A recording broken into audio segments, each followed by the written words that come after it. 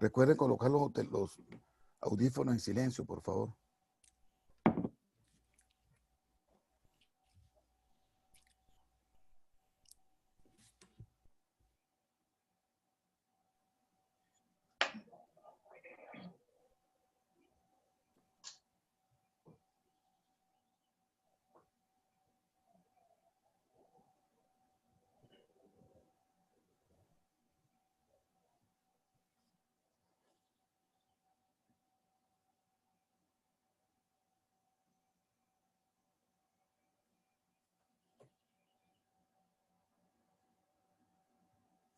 Buenos días. Reciban un cordial saludo de la Sociedad Venezolana de Cirugía Ortopédica y Traumatología para esta actividad sabatina que ya, como es costumbre, realizamos desde el mes de mayo. Quiero agradecer enormemente la presencia de nuestro invitado del día de hoy, el doctor Juan Carlos Ocampo, el doctor Oscar Martín, el doctor Nicolás Restrepo y la dama del día de hoy, la doctora Tamara Pacciotti. Es un placer tenerlos a ustedes, agradecido enormemente por estar presentes el día de hoy. Esta actividad está en el marco de lo que son las actividades académicas de la Sociedad Venezolana de Cirugía Ortopédica y Traumatología, y bueno, a través de estos nuevos sistemas de comunicación, pues vamos a llevar la información a propios y también a un gran número de miembros de colegas a nivel latinoamericano que nos están acompañando el día de hoy. Con ustedes voy a dejar al doctor Oscar Martín, quien va a ser el moderador y coordinador de este evento. Buenos días y en nombre de la Sociedad Venezolana, muchas gracias por estar todos aquí.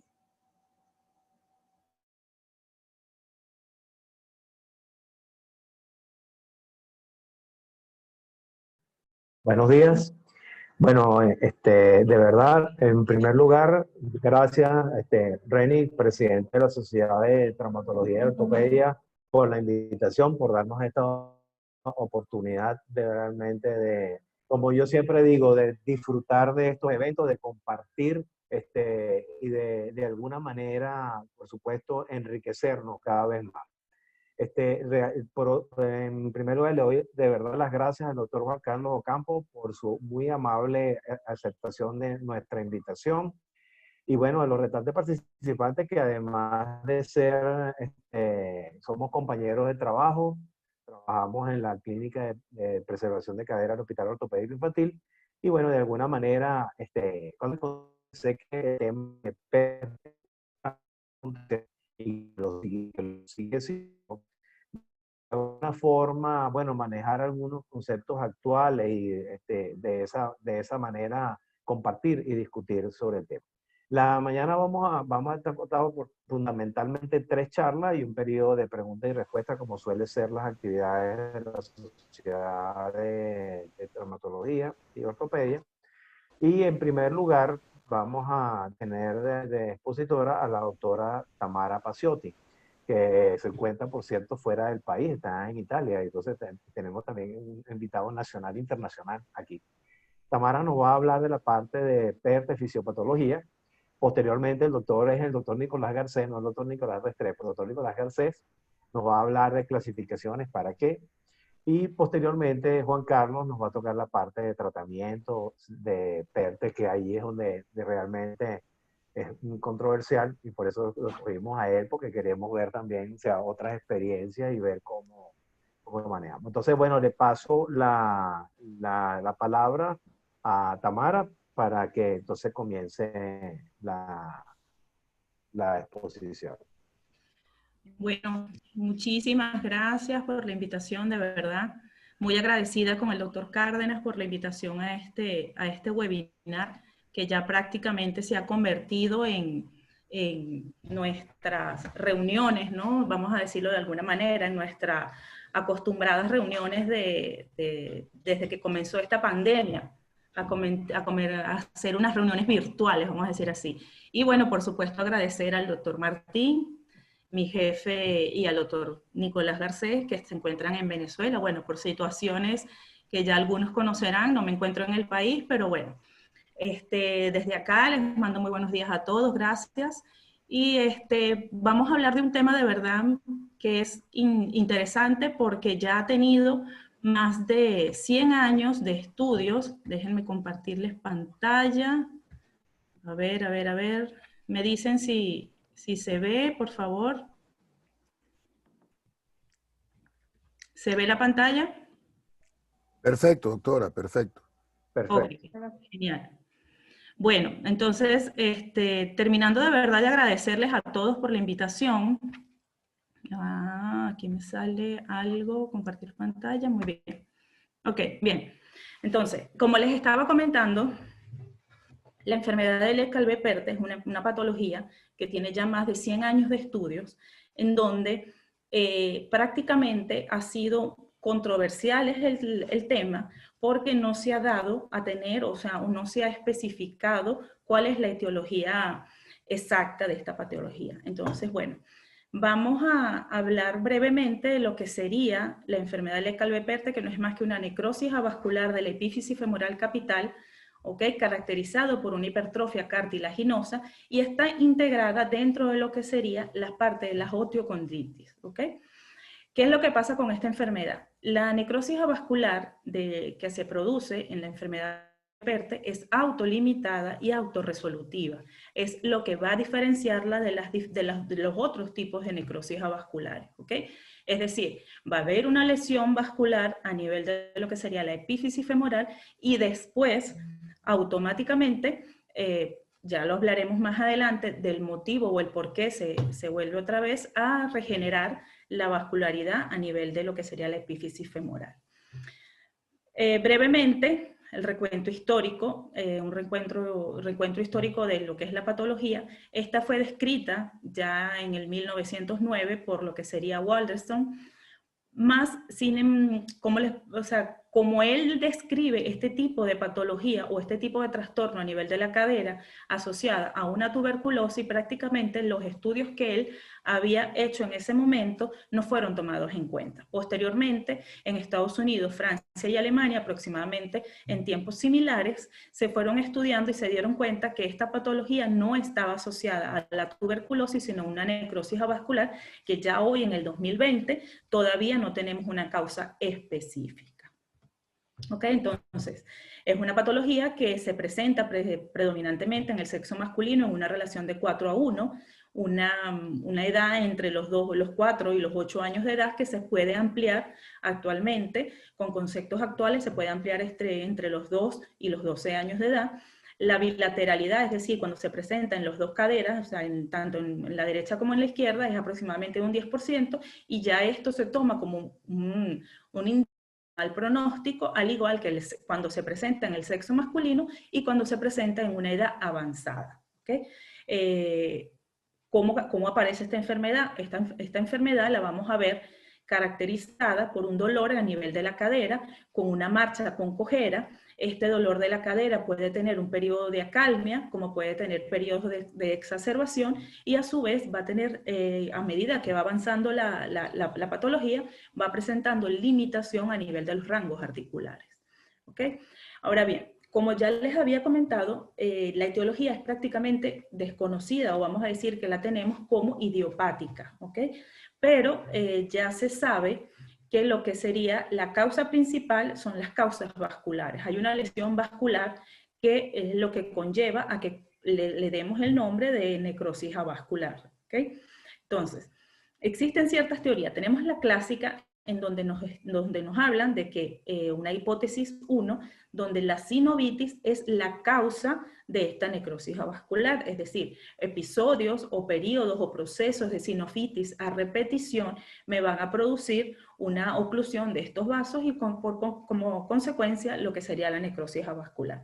En una hipótesis 2, ¿verdad? Dentro de esta teoría clásica tenemos que la sinovitis ya no es una causa, sino que es una consecuencia.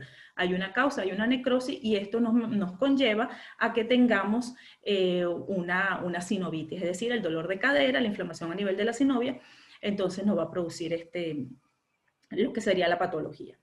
Luego tenemos alteraciones vasculares, que no solo por las oclusiones de las que habíamos hablado, pero pueden estar asociadas a lo que serían trastornos de las coagulopatías, o también tenemos los trastornos como las trombofilias. Tenemos también otra teoría en la que no habla que hay una mutación del colágeno del tipo 2.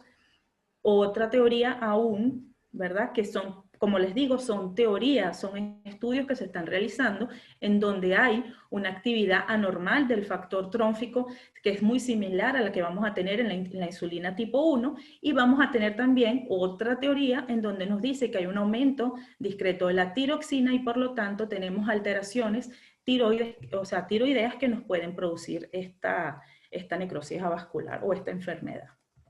Ahora bien, nosotros como buenos ortopedistas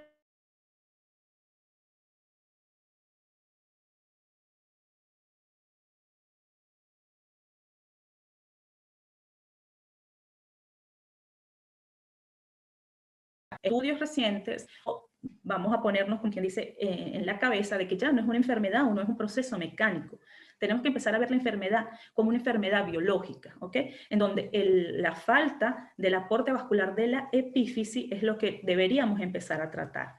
Para nosotros poder entender este tipo de enfermedad, que es algo biológico, tenemos que recordar lo que son los estudios realizados por Arthur Ham y por Joseph Trueta. Arthur Ham, ¿verdad?, que estudió la biología celular ósea, y Joseph Trueta, que estudió las bases vasculares del hueso. Entonces, tenemos que Trueta nos habla de que lo que sería el aporte vascular a nivel de la epífisis femoral es muy diferente al aporte vascular de lo que sería la metáfisis de este hueso. Y que entre estas dos hay un espacio o hay algo una barrera que los separa, que sería la fisis o el cartílago de crecimiento. Este es el estudio que nos indica Trueta. Ahora bien, el estudio que nos indica Ham nos habla de que cuando existe una hipoxia relativa en vista de que los osteoblastos son muy sensibles a estos cambios de tensión, estos van a morir. Y consecuentemente los condrocitos se replican y se hipertrofian, ¿ok? Entonces, en toda situación de hipoxia relativa, los que van a actuar prácticamente serían los condrocitos, que son aquellos que se van a replicar. Antes de esto, entonces, recordemos, ¿verdad?, la anatomía o la vascularidad a nivel del tercio proximal del fémur, en donde está dada por la arteria circunfleja medial, con sus ramas ascendentes, que posteriormente se convierten en las ramas retinaculares, y de estas a sus ramas epifisiarias, que son las que van a llegar a la epífisis femoral. ¿Okay? En esta imagen, o en esta imagen de un cartílago, de un esqueleto inmaduro, podemos ver la cantidad vascular, o de vasos sanguíneos que vamos a encontrar en la metáfisis, ¿ok? Y la única rama epifisiaria que vamos a tener en la epífisis. Fíjense que la epífisis es la que tiene una irrigación que es mucho menor a lo que sería la metáfisis femoral. Entonces, ¿qué es lo que sucede acá? Cuando nosotros tenemos esta irrigación que prácticamente es diferente a nivel de lo que sería la metáfisis y de lo que sería la epífisis, cuando nosotros tenemos un área o una zona de necrosis, ¿verdad? Estos condrocitos se activan, ¿verdad? En vista de que se activan, se hipertrofian y se replican, ¿verdad? Ellos van a llevar y van a ir y van a incluirse dentro de esta lesión, ¿verdad?, avascular que vamos a tener, o esta zona de necrosis, que junto con lo que es la hidroxiapatita y los factores de crecimiento van a reparar esta lesión ósea que vamos a encontrar. Pero como les digo, esto es en condiciones normales. En un hueso, por ejemplo, cuando tenemos una fractura, un tipo Solter, una Solter tipo 1, ¿verdad? En donde esta lesión, ¿verdad?, puede ser reparada y se forma una angiogénesis a nivel de lo que serían los vasos circundantes, a nivel de lo que sería la epífisis femoral. Pero ¿qué es lo que pasa cuando tenemos una enfermedad de Perthes? Como sabemos que en la enfermedad de Perthes tenemos oclusión a nivel de lo que serían los vasos epifisiarios, ¿verdad? Estos condrocitos tienen que tomar o comenzar lo que sería la angiogénesis de algún lado. No lo pueden dejar esta zona prácticamente ausente, ¿verdad? Como en este caso, que es lo que decimos que la enfermedad de Perthes es autorresolutiva, porque los condrocitos toman, ¿verdad?, lo que sería los vasos sanguíneos que nosotros vamos a encontrar a nivel de la metáfisis y los van a llevar a lo que sería la parte necrótica, ¿ves?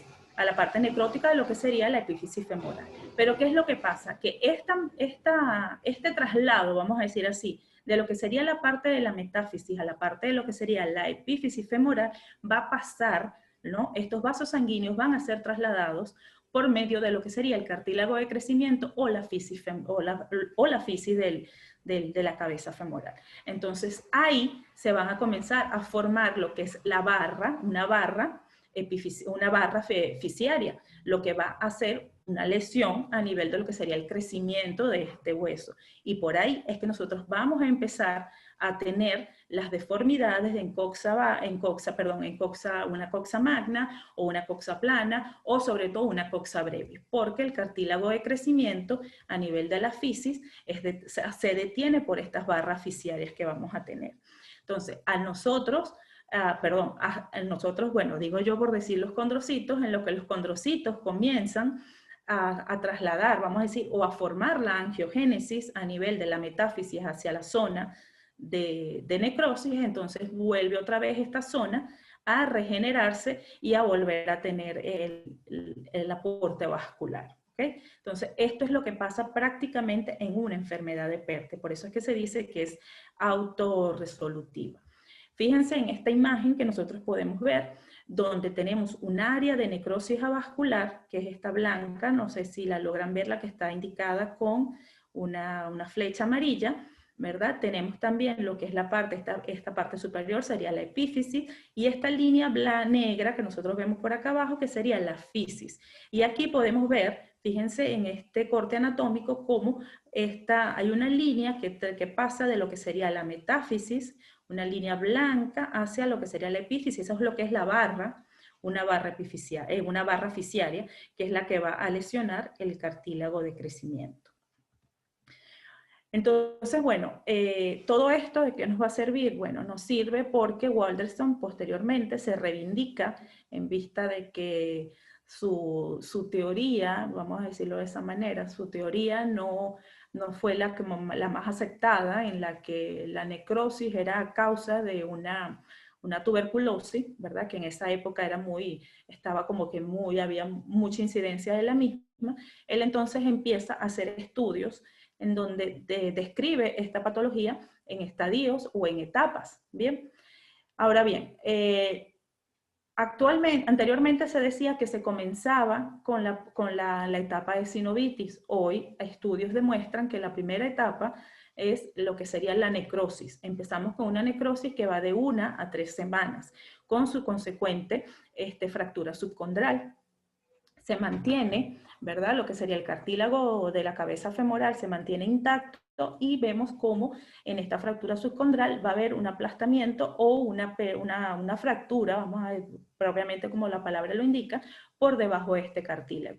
Este tipo de fractura subcondral es muy rara verla, pero ¿por qué es muy raro que nosotros la podamos ver en una consulta? Porque como se produce en etapas muy tempranas, por lo general, ya cuando el paciente llega a la consulta, ya llega prácticamente en fase de fragmentación. Fíjense que la necrosis va de 1 a 3 semanas aproximadamente. Vamos a darle también, extenderlo. Acuérdense que aquí no es que ya a las 4 semanas pasamos a una fase de fragmentación. Entendamos que estas etapas o estos periodos se solapan una con la otra. Entonces ya tenemos después lo que es la fase de fragmentación, que puede ir hasta 1 año, en donde hay prácticamente una destrucción de todo lo que sería la epífisis femoral, y posteriormente aquí comienzan los osteocitos a trabajar, los condrocitos a trabajar, y vuelven otra vez a llevar el aporte vascular hacia la epífisis y comienza nuevamente lo que sería la reosificación. Y esto puede ir más o menos hasta 3 años aproximadamente. Ya posterior de esto, cuando llegamos a la madurez esquelética, ¿verdad? O hasta que llegue a la madurez esquelética, vamos a tener una remodelación, ¿bien? Entonces, ¿cuándo termina la enfermedad de Perthes? Cuando tenemos el núcleo de crecimiento prácticamente cerrado. Ya cuando no tengamos lo que sería la física o el núcleo de crecimiento está prácticamente cerrado, es cuando nosotros podemos decir que la enfermedad de Perthes ya se encuentra en una fase de secuela y está prácticamente, ya terminó el proceso de esta enfermedad. ¿Ok? Entonces, como ya les dije, sinovitis sería como la primera fase de Waldenström, porque Waldenström la describe como la primera fase, pero como la sinovitis la podemos ver en cualquier fase o en cualquier etapa de la enfermedad de Leckalve-Perte, entonces la coloco así aparte, porque esta sinovitis puede estar tanto en la fase de reosificación como en la fase de necrosis, que al principio es mucho más frecuente, eso es otra cosa, pero podemos tenerla presente durante toda la enfermedad. ¿Okay? Entonces, bien, tenemos ya microinfartos debidos a que tenemos a microtraumatismos producidos a repetición, lo que nos conlleva a una sinovitis, una hipertrofia del cartílago articular y, por supuesto, su necrosis, ¿verdad? Deformando de esta forma la cabeza femoral o la epífisis femoral y transformándola ya sea en coxa vara, en coxa breve, en coxa plana, en coxa breve y coxa magna, ¿ok? Entonces, bien, si la necrosis es muy amplia, vamos a ver que tenemos un colapso y una subluxación de la cabeza femoral, una subluxación lateral de la cabeza con pérdida del apoyo del pilar lateral de la cabeza femoral, porque no vamos a tener una cobertura suficiente a nivel del acetábulo. Entonces, este acetábulo que prácticamente va a ser insuficiente porque tenemos una cabeza femoral que está muy grande, ¿verdad? O que está subluxa hacia el lateral, entonces este borde del acetábulo va a ir lesionando o formando una muesca a nivel de lo que sería el cartílago de la cabeza femoral, terminando produciendo, vamos a decir así, una deformidad en silla de montar. Entonces, a grosso modo tenemos que es una patología que afecta a la cadera, en donde hay una interrupción del riego sanguíneo o de la vascularidad a nivel de la epífisis femoral, que puede haber una necrosis aséptica, que puede ser parcial o completa de la epífisis femoral, existen fracturas subcondrales, se revasculariza y por lo tanto hay una reparación del hueso. ¿Ok? Esto sería lo ideal, entenderlo para llevarnos a casa. ¿Ok? Y bueno, para finalizar este pequeño segmento, quiero decirle que vamos a aislarnos hoy para que cuando nos volvamos a juntar, por favor, no falte nadie, ¿ok? Y si vamos a contagiarnos de algo, que por favor sea de fe, esperanza y amor. Muchísimas gracias. Muchísimas gracias, Tamara, por tu presentación. Gracias a ustedes. Entonces, vamos a continuar con la presentación del doctor Nicolás Garcés, que nos va a hablar de clasificaciones. ¿Y para qué? ¿Por qué nosotros tenemos esas clasificaciones? Porque siempre tenemos el concepto de que las clasificaciones están porque tienen que tener un sentido útil, un sentido práctico. Entonces, vamos a presentar las que nosotros manejamos con más frecuencia. Nicolás, es todo tuyo. Ok. Bueno, buenos días y muchas gracias a la Sociedad de Traumatología y al doctor Cárdenas por la invitación y a todos los compañeros que nos están viendo en estos momentos. La enfermedad de Leckalve-Perte, la clasificación, es uno de los factores más importantes para el pronóstico. ¿Sí? Tenemos en el PERTE las tres primeras clasificaciones, la de Catterall, la de Salter-Thompson y la de Herring, son durante la enfermedad activa de la enfermedad. Se está produciendo el PERTE. Y las dos últimas, la de Stulber y Moss, son para la secuela, para un pronóstico de cómo va a funcionar esa cadera después de haber terminado la fase de regeneración, en la fase ya tardía de deformidades que pueda tener. Otra. Aquí tenemos la primera clasificación que puso orden en el tratamiento del PERTE, que fue la de Anthony Catterall. Tuvimos nosotros el privilegio de tenerlo en el hospital ortopédico en los años 84, 85. El doctor Catterall, antes de su clasificación, todo el mundo metía los PERTES en un solo saco, pensando que iban a evolucionar más o menos igual.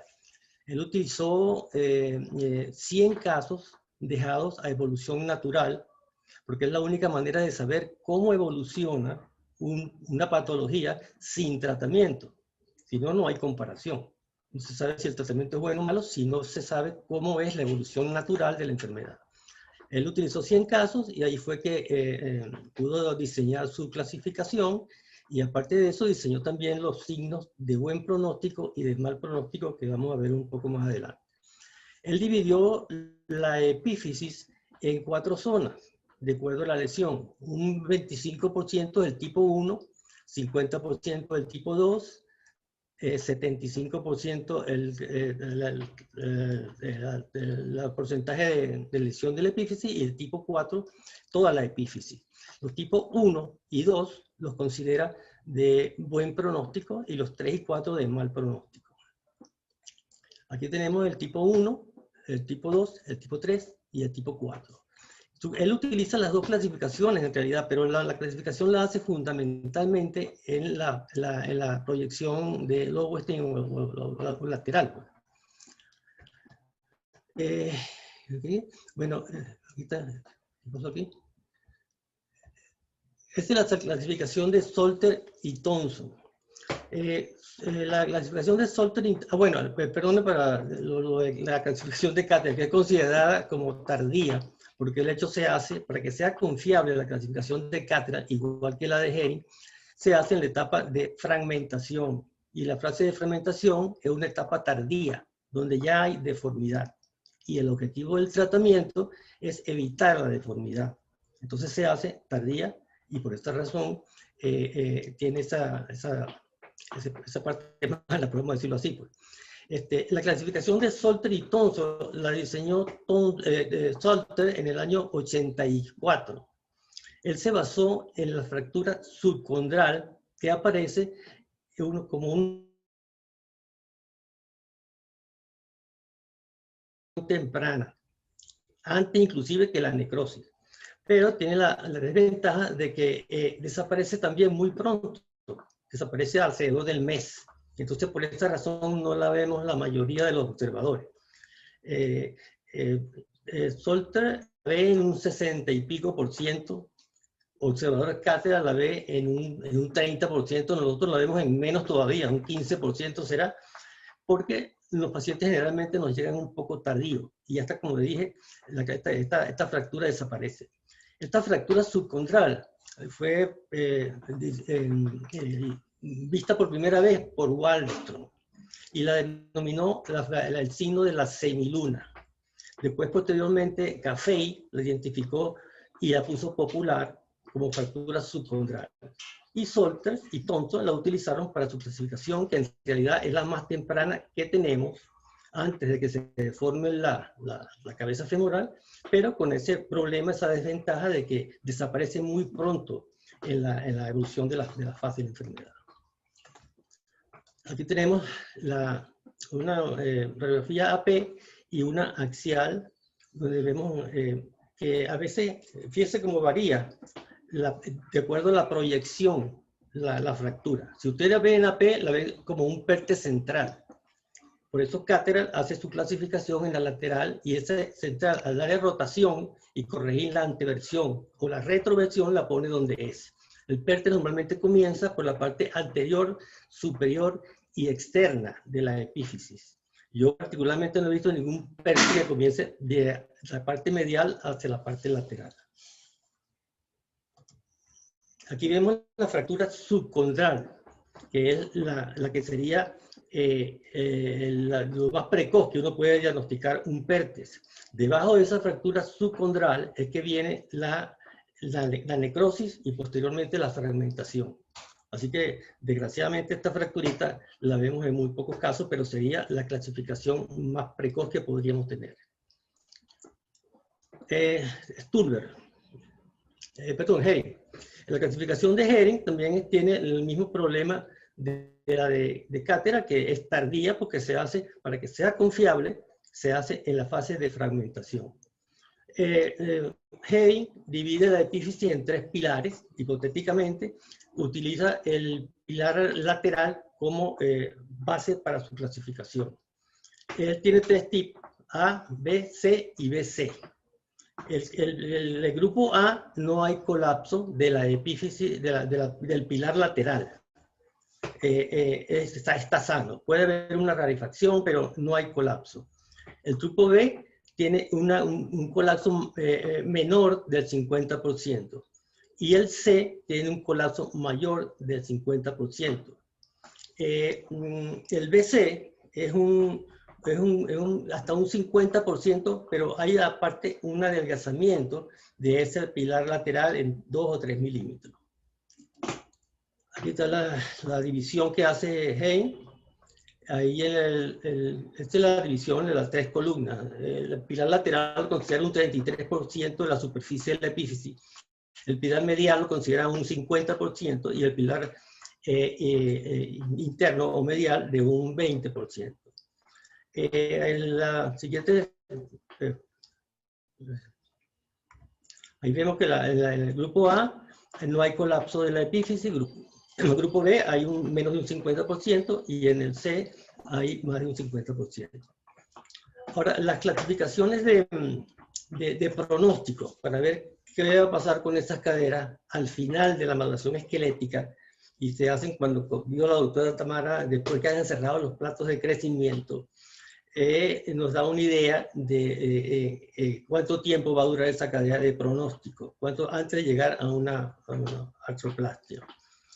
La fase, se usan en la fase de secuela, obviamente. El tipo 1 de Stulberg, la cabeza es esférica, normal, con una cadera normal, pues.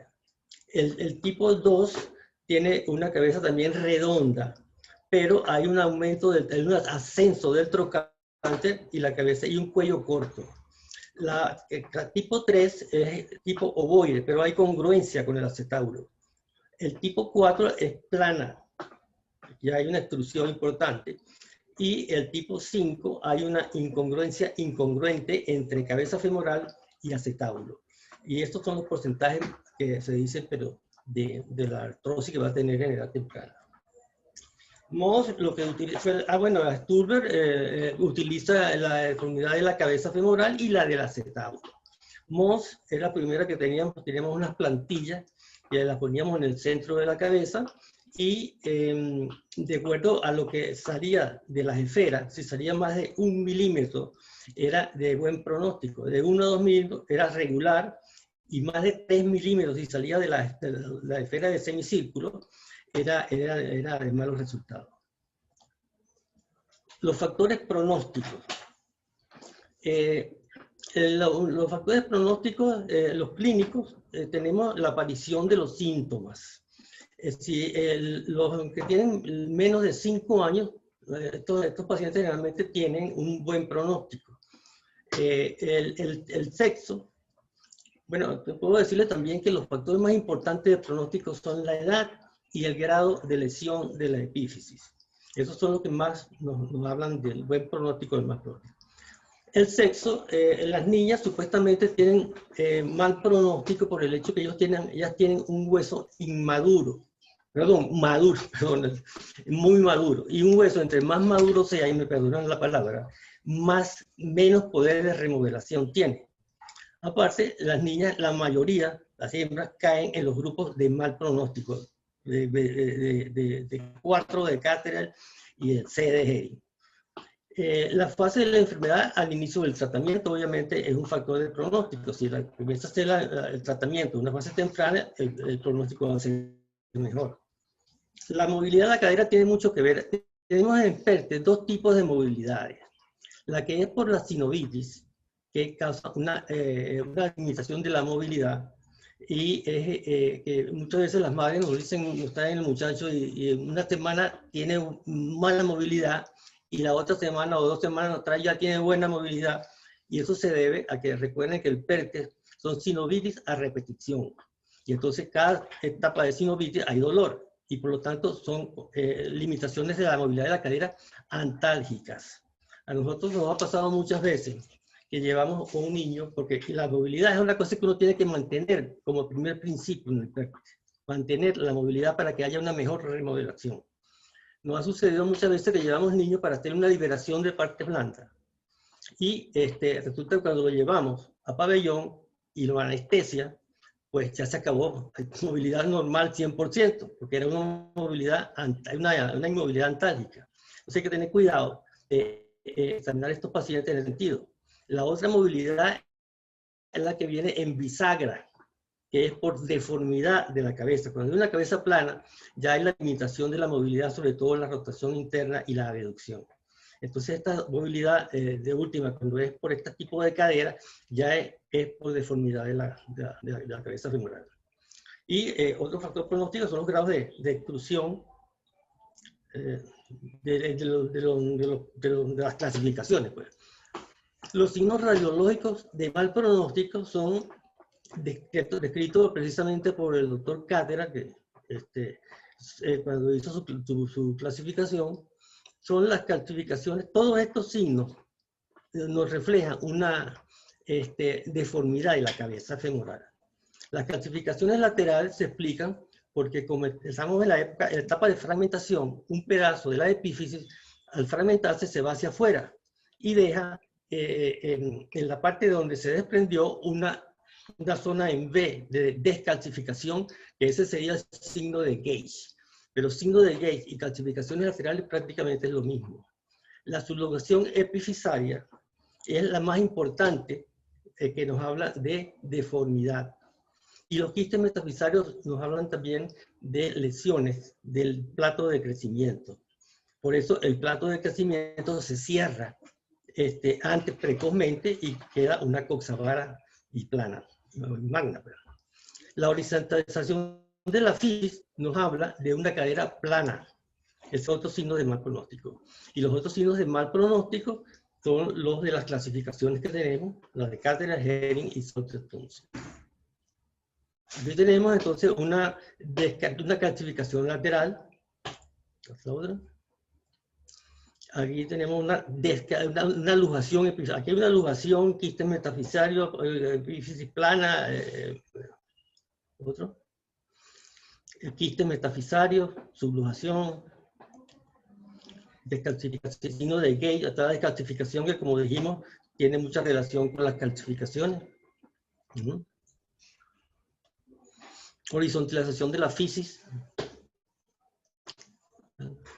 Bueno, este es unos datos importantes que estuve viendo en los últimos estudios, donde ellos hablan de que el 90% de los signos de buen pronóstico evolucionan bien, 90%.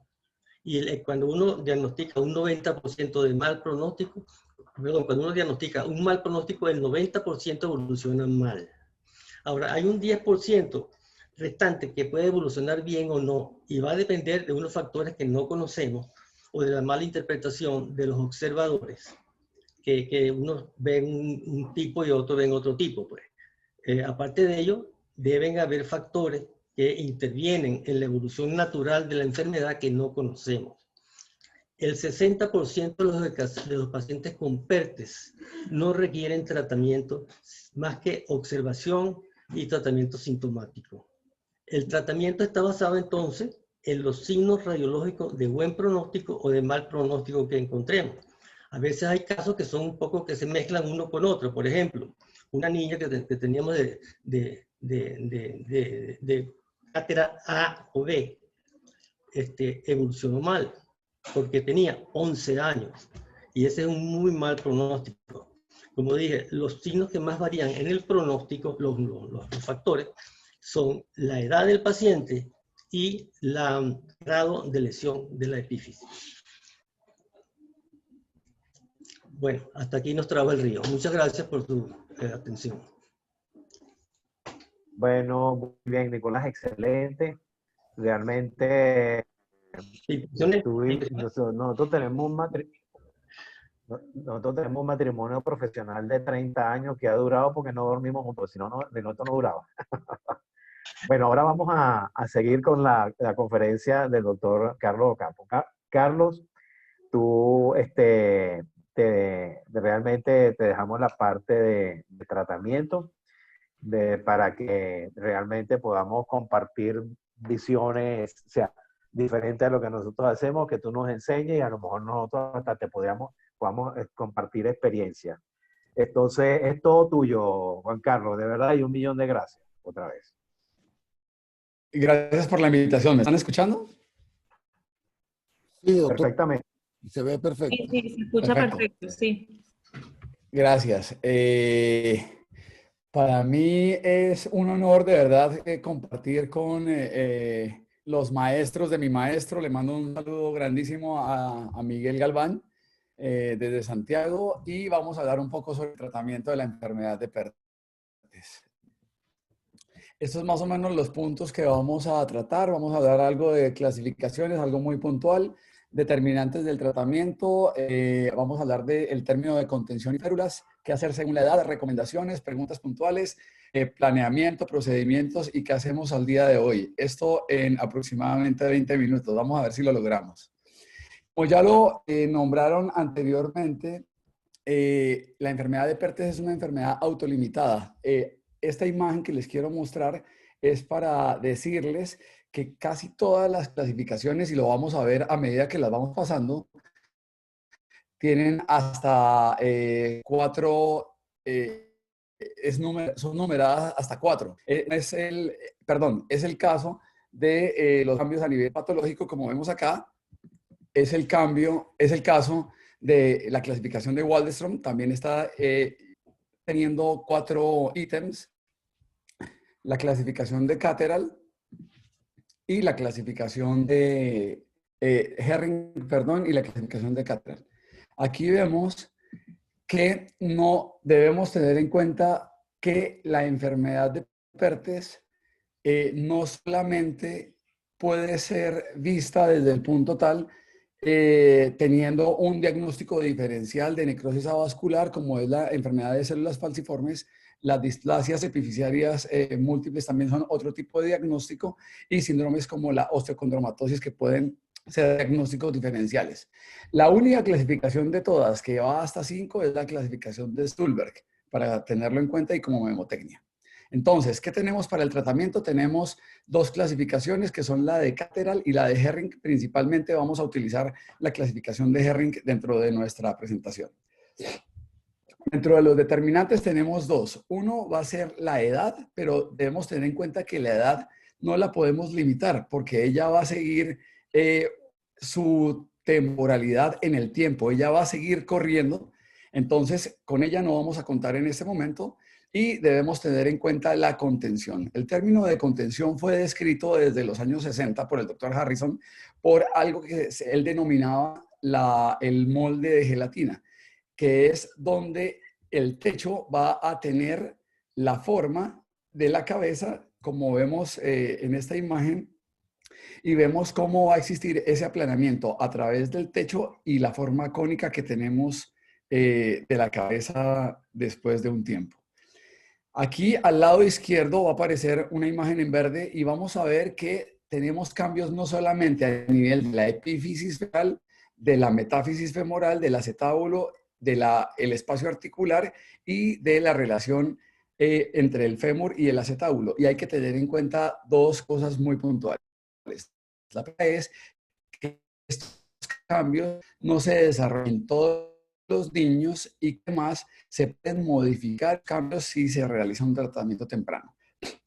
Vamos a tomar como idea esta bola de helado, la vamos a colocar encima de este cucurucho, creo que así lo llaman ustedes, y la idea es que ese moldeo que tiene en este momento va a estar influenciado por el peso que genera esa cuchara encima de la bola de helado, va a generar un aplastamiento a nivel de los bordes de ese lado, generando un crecimiento que va a estar dado precisamente por el colapso que se genera internamente a nivel de la cabeza, presentando una neoformación en la base de la cabeza con respecto al cuello. Es así que cuando nosotros vemos esto digamos que de forma esquemática, como lo vemos en este momento a nivel del fémur, vemos cómo se generan 2 cambios que van a ser importantes dentro de la enfermedad de Pertes. El primero va a ser que esa neoformación o neovascularización que se produce en la base de la cabeza, un impeachment o un pinzamiento en la parte superior y externa de la cabeza, y cómo hay un aumento del espacio medial que además va a ser perpetuado de alguna forma por ese impeachment, porque va a ser un bloqueo a ese nivel. además de generar la subluxación en la parte medial. Vemos el centro de la cabeza, vemos que no es concéntrico con respecto al acetábulo. Aquí vamos a hacer los mismos círculos con respecto al acetábulo y vemos que no tenemos concentricidad de nuestra cabeza, lo cual probablemente nos va a llevar a una artrosis. Entonces, el tratamiento desde hace muchísimos años ha sido enfocado a hacer contención de la cabeza acetabular.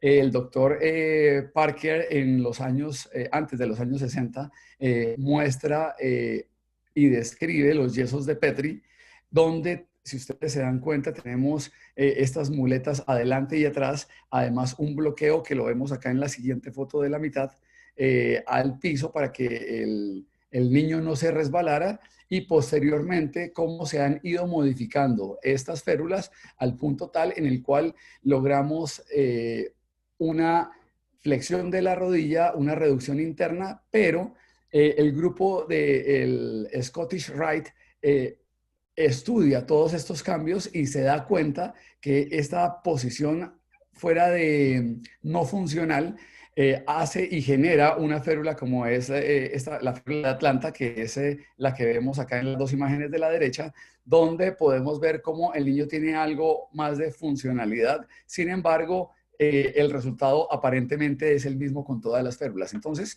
la pregunta es, ¿qué debemos hacer? ¿Observamos o operamos este tipo de pacientes? La respuesta es depende. Va a depender de la edad y va a depender de la clasificación que tengamos. Hay que tener en cuenta que las dos clasificaciones que son para pronóstico son las clasificaciones de Herring y la clasificación de Cateran. Entonces, si vamos a ver la edad, los niños por debajo de los 8 o 7 años se deben tratar de forma sintomática, y el doctor Benjamin Joseph desde hace bastante tiempo describió cómo en pacientes con caderas en la clasificación del pilar lateral tipo A o tipo C deben ser tratadas de forma sintomática. Las tipo A porque son caderas que realmente parecen más hacia la parte normal, las tipo C porque son caderas que de alguna forma ya están perdidas, entre comillas, porque los cambios secuelares o van a ir hacia la parte secular, pero describe que las caderas tipo B y BC son las que se van a beneficiar realmente de un tratamiento quirúrgico. Entonces, no se debe retrasar el tratamiento, se deben hacer realmente cosas que nos lleven a tener buenos resultados. Muchas veces creemos que algunas cosas nos pueden llevar a un buen resultado y puede ser que esto no suceda. Y esto ha sido descrito también por el doctor Vick en muchos de sus papers. Entonces, la idea es, ¿cuál sería la idea del tratamiento? Tener congruencia y forma va a ser lo más importante en este tipo de caderas. Y lo vamos a ver más adelante. En esta cadera, por ejemplo, del lado izquierdo vemos una forma ovoide. Es un paciente que tiene un pértex bilateral y que de alguna forma el cirujano trató de hacer una contención de una forma mucho más temprana, valga la redundancia. ¿Qué debemos evitar? Primero, las coxas magnas, las coxas brevas o brevis y las coxas planas, porque sabemos que todo esto nos puede llevar en algún momento a tener algún tipo de artrosis. El doctor Stulberg en los años 80 hace un estudio de 40 años de seguimiento donde él demuestra que las caderas tipo 3, 4 y 5 tienen aproximadamente de un 60% hacia adelante en osteoartrosis de la cadera. Entonces, para llevar al trabajo, no a la casa. No les voy a dejar trabajo en la casa, sino esto es para llevarlo al consultorio. Debemos tener en cuenta, primero, la edad del paciente, como ya lo han nombrado los doctores anteriormente, y la concentricidad que tiene esa cadera. Sí, el doctor Benjamin Joseph habla de 3 estadios fundamentales, caderas en las cuales se puede hacer algún tipo de prevención, que son las tipo 1A, B y 2A, las caderas en las cuales se puede remediar algo, en las cuales debemos intervenir, que son las tipo 2B y 3A, y las caderas en las cuales hacemos procedimientos de salvamento, que son las 3B y las tipo 4, y más adelante les voy a mostrar algo al respecto. Entonces, realmente la edad es algo que no podemos detener y debemos tener en cuenta que más la extrusión que presentan estos pacientes independientemente de la edad, y es un concepto que a día de hoy ha sido difícil de cambiar de alguna forma, porque todos nos hemos fijado en la edad como parte del pronóstico, teniendo en cuenta la remodelación de la cadera. Sin embargo, la idea que les quiero dejar el día de hoy es que la extrusión es algo en lo que nosotros podemos inferir en algún momento. Entonces, caderas tipo 2B son un poco tarde ya para hacer algo de tratamiento. Pacientes menores de 7 años o mayores de 7 años están alrededor del 20% de la deformidad, pero este 20% puede llegar a realizar extrusión en algún momento. Como vemos acá en la gráfica de los eventos, vemos cómo estas caderas 2B y 3A ya existe ese cambio en cuanto a la modelación de la cabeza. Definitivamente, les digo nuevamente, el único factor en el cual nosotros podemos influenciar va a ser la extrusión en algún momento. Este es un paciente de 5 años donde vemos una cadera prácticamente normal. A cualquiera de nosotros podríamos verla como una cadera relativamente normal. Sin embargo, el médico tratante, al ver el dolor que tenía el paciente y hacer el seguimiento, ve que en una imagen subsiguiente encuentra esta esclerosis con una disminución de la epífisis femoral. Este es el seguimiento que tiene este paciente y les quiero contar algo. Si ustedes se dan cuenta, esta cadera está concéntrica y al ser concéntrica en el tiempo, esta fase de fragmentación va a tener una evolución que aparentemente va a ser mucho más adecuada en el tiempo y se los voy a mostrar más adelante con estas preguntas puntuales que vamos a hacer. Lo primero es, ¿se deben pasar todas las etapas? No. El doctor Benjamin Joseph habla sobre cómo se puede cambiar la historia de la enfermedad si usted realiza de forma temprana osteotomías. Se supone que se puede disminuir la fase de fragmentación y saltar a una fase de reossificación si usted hace un control de la extrusión de forma temprana, porque se está disminuyendo esta fase de fragmentación. Esto se sabe ya hace bastante tiempo. Ahora, ¿qué estudios prospectivos existen al respecto? Básicamente estos dos del grupo del Scottish Rite, donde la finalidad es prevenir la deformidad a toda costa. ¿Qué debemos hacer en los menores de los 6 años? Entonces, caderas Stulberg tipo 1 y tipo 2, el 80% tiene buen resultado solamente con un tratamiento sintomático. Las caderas de Cateral tipo 3 y 4 no van a tener diferencias si realizan procedimientos a nivel acetabular y el resultado va a ser similar si usted hace ejercicios y utiliza la ortesis en comparación a la osteotomía en pacientes menores de 6 años.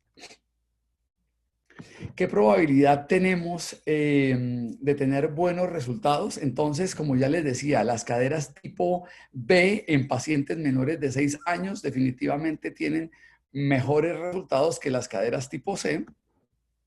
Y entre los 6 y los 8 años no hay una diferencia significativa en el tratamiento. Esta imagen no la guarden, porque esto realmente es una zona gris donde no tenemos realmente la respuesta que va a pasar en este tipo de pacientes.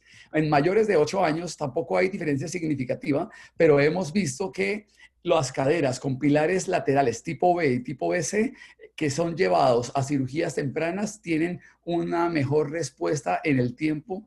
Y además debemos pensar si en estos pacientes vamos a realizar la clasificación del pilar lateral. La clasificación del pilar lateral es una clasificación que nos sirve en estadios tempranos. Para estadios un poco más tardíos, la clasificación de Cateral es la ideal. ¿Sirve la gamografía? A ver, hay dos cosas que debemos tener en cuenta. Es que la gamografía en frío no hay captación y nos habla de isquemia, y en caliente nos habla de reparación. Entonces realmente no es un estudio que sea muy sensible. El doctor Kohler habla sobre los hallazgos y la importancia de la gamografía no la nota tan importante dentro de los hallazgos en cuanto a la forma. El doctor Uno y colaboradores hablan que la resonancia tiene una mejor forma de evaluar la zona afectada, y Lamer en el 2002 habla sobre la resonancia magnética con gadolinio como método para detectar la isquemia.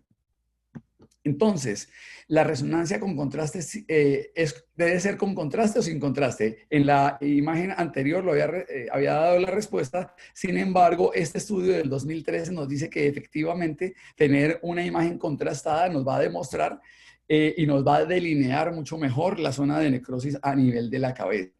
Sirve la resonancia de perfusión, es parte de la evolución de la resonancia al día de hoy. Entonces, los cambios de perfusión se van a ver en etapas tempranas. Es diferente según el observador que haga la valoración, y la utilidad va a ser lo del manejo en etapas tempranas. La correlación con la deformidad es aproximadamente hacia los 2 años de seguimiento, y la cirugía de contención nos puede ayudar para saber cuándo debemos hacer una cirugía de contención en estos pacientes. ¿Cuánto se debe varizar? La osteotomía varizante ha sido uno de los tratamientos que se ha promulgado por muchísimo tiempo. Sin embargo, tiene muchos problemas. Ahora, el doctor Kim en este estudio nos dice que la cabeza se debe varizar lo que sea necesario para hacer una contención adecuada. Nuevamente, lo importante va a ser la contención. Mire la relación artículo-trocantérica de la cadera que vemos en la imagen superior derecha, donde vemos en esta línea roja cómo es bastante negativa, pero va a estar dada por la remodelación de la cabeza. Se debe hacer core o realizar cobertura. El doctor Herrera Soto tiene bastante experiencia en esto. Le vi una presentación hace poco donde hablaba sobre varios tips o trucos que puede realizar para realizar el core a nivel de estas caderas. Lo primero que él hace es realizar perforación hacia el nivel de la cabeza, llegando hasta la parte de la necrosis en la epífisis, tratando de evitar el colapso, y nos habla cómo no solamente esta descompresión a nivel de la cabeza de la necrosis nos puede ayudar, sino los cambios que se producen si usted le da algo más de contención a la cadera. Esto ha sido estudiado en adolescentes y en adultos. Sin embargo, es la pregunta que tenemos en los pacientes mucho más jóvenes.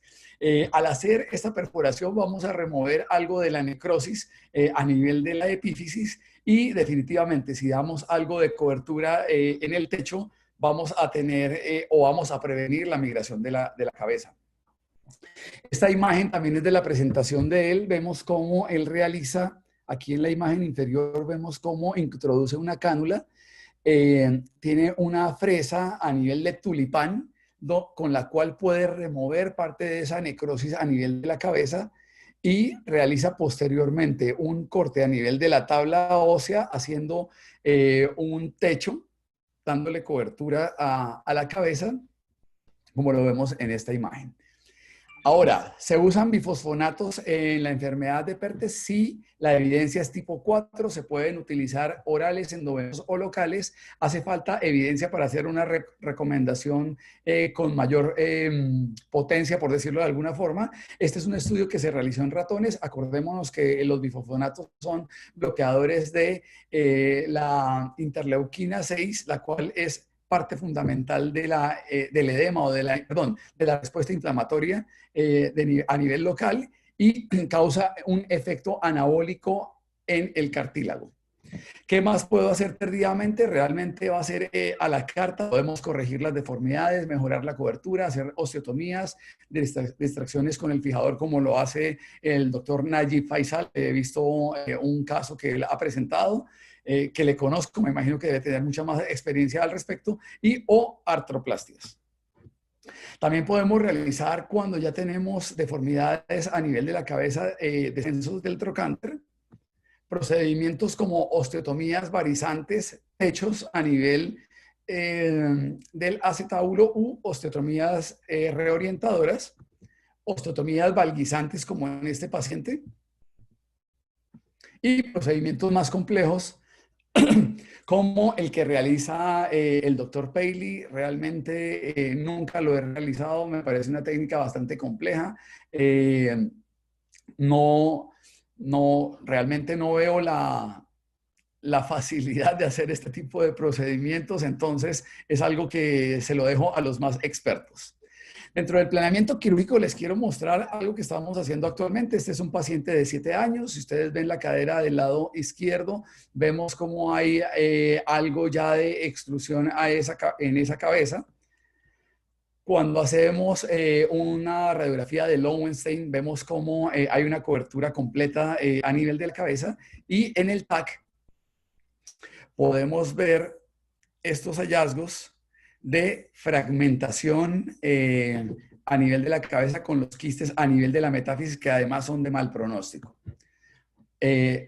Un año, realmente el paciente ya había cumplido los 7 años, actualmente son como 8 meses, está próximo a cumplir los 8 años, pero miremos cómo el paciente tiene esta extrusión mucho más grande a nivel de la cabeza. Quiero que vean la forma del acetábulo, cómo todavía tiene esa curvatura aparentemente dentro de la normalidad, entre comillas, y vemos cómo es la contención. Sin embargo, también se ve la extrusión a nivel de la parte medial. Este es el TAC que se toma del paciente, donde vemos, además de los quistes, el aplanamiento que está haciendo la cabeza. Sin embargo, tenemos todavía un acetábulo algo más redondeado, por decirlo de alguna forma. Esta es una imagen axial donde vemos cómo ya existe una coxa magna con una cabeza algo deformada, y vemos cómo dentro de la planeación podemos hacer TAC con reconstrucción en 3D. Vemos la extrusión que se da en la parte próxima, en la parte de la cabeza, perdón, y cómo esa coxa magna ya no es continente o ya no cabe dentro de ese acetábulo. Entonces, siguiendo estos hallazgos, nosotros al día de hoy realizamos reconstrucción en 3D, vemos la coxa magna dentro de la cabeza, vemos esa extrusión. Además que esto está dentro del programa que nosotros hacemos antes de hacer la impresión de la 3D, lo podemos tener en las manos en algún momento. Vemos en todos los aspectos, en todas las visualizaciones, esta deformidad. Y también estamos haciendo gamografías con perfusión, con gadolinio. Vemos al lado derecho cómo marca la cabeza. Normalmente el negro va a ser lo que va a marcar. Miremos que acá está marcando en la parte externa. Aquí en la resonancia vamos a ver mucho mejor o de mejor forma la extrusión que presenta esa cabeza. Aquí lo vemos en otra imagen donde vamos a ver cómo en negro, perdón, acá en blanco, se ve la perfusión a nivel de la cabeza, y como en negro vamos a ver la parte que no está perfundiendo a nivel de la cabeza. Esta es una cabeza que muy probablemente a los 8 años ya va a estar perdida y probablemente tenga una artrosis a futuro. Entonces, ¿nosotros qué hacemos con la impresión 3D? Miramos la concentricidad de la cadera contralateral y encontramos algo que no sé si está escrito, no lo he visto. Sin embargo, el doctor Martín Delía, con quien lo conversaba en algún momento, hablábamos de estos hallazgos, y era dónde colocar este círculo de concentricidad, si más arriba, en la mitad o hacia abajo. ¿Por qué lo colocamos en la parte inferior? Por algo que les voy a mostrar acá en la imagen de la derecha. Si ustedes trazan una línea, van a ver que el cuello y la epífisis son completamente normales en la parte inferior de la cabeza, y vamos a tener que la parte superior, todo esto que nosotros tenemos acá, va a ser lo que realmente va a estar generando alteración a nivel del acetábulo. Ahora, algo que nos da de ventaja la impresión en 3D es que podemos ver y podemos medir el acetábulo. Este paciente en especial tiene el mismo o las mismas características en el acetábulo izquierdo que en el acetábulo derecho. Solamente tenemos unos cambios en la parte superior, por lo cual nosotros estamos pensando, según la teoría del doctor Harris, realizar algo que nos dé una mejor contención para no dañar el acetábulo. Si pensáramos en este paciente hacer una osteotomía varizante, vamos a tener la misma cabeza en un continente que no va a ser el adecuado. Por eso estamos pensando en realizar a los 8 años una luxación controlada de este paciente para hacer la remodelación del borde. Pero nuevamente, la enfermedad de Perthes no se resume solamente en una imagen, porque la enfermedad de Perthes tiene múltiples aspectos. Entonces, esto es lo que queremos hacer una luxación controlada para hacer la remodelación del borde superior de la cabeza, como lo vemos aquí. Y esto fue ya realizado por el doctor Martín Delía.